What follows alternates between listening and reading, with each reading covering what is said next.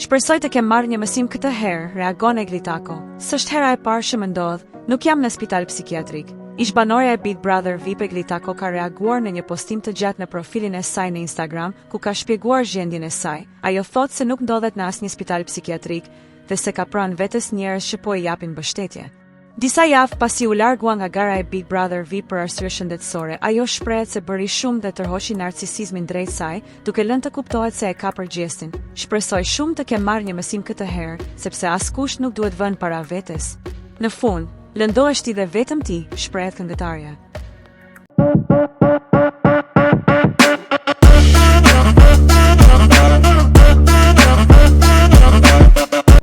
Uroj që ky reagimi im i kërkuar aq shumë prej jush t'ju ketë gjetur mirë ju dhe gjithë familjarët tuaj. Faleminderit nga zemra që keni shprehur këtë shqetësim masiv për gjendjen time, ju detyrohem shumë. Dua ta nis duke ju thënë se ndihem e trishtuar dhe e ngarkuar emocionalisht, por nuk ndodhem në asnjë spital psikiatrik apo asgjë e ngjashme me këtë të fundit. Kam shumë njerëz pranë vetes që po investojnë me gjithë çka kanë, që unë të rrimbledh forca për ta dashur veten shumë. Kjo çfarë po ndaj me ju sot është një ndjesë nga shpirti e fjalë që vazhdimisht i kam shprehur edhe brenda shtëpisë, por ndoshta duke mos i bërtitur fort, nuk kanë mundur të dëgjojnë mjaftueshëm.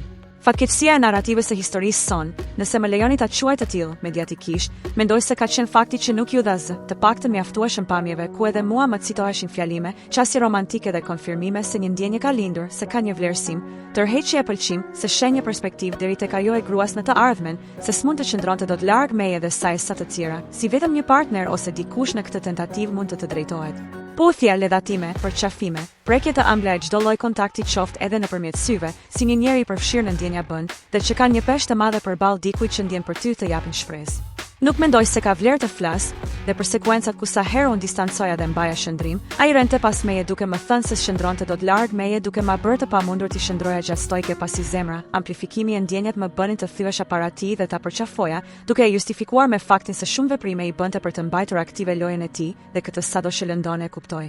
Unë nuk mundem dot i lexoj ndjenjat, por veprimet i kam lexuar si të tilla të sinqerta. Për këtë arsye, zgjodha të qëndroja e vërtet në ndjenjat e mia, të luftoja për to dhe të mos i mohoja, ashtu siç edhe vet ai më kërkonte të bëja. U përpoqa shumë të kuptoja lojën e tij strategjike me pjesën tjetër të shtëpisë, qoftë edhe kur ajo lojë cënonte respektin ndaj vetes sime.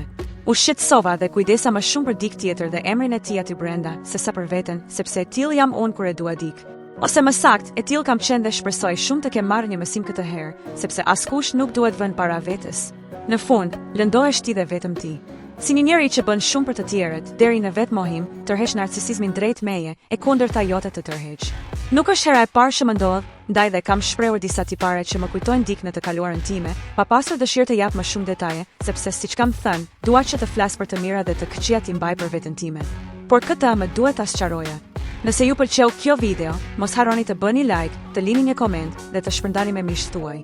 Për më shumë përmbajtje interesante, klikoni butonin subscribe dhe mos harroni të aktivizoni njoftimet duke shtypur ikonën e zilës. Vizitoni kanalin ton për të mos humbur asnjë video të re. Ju presim!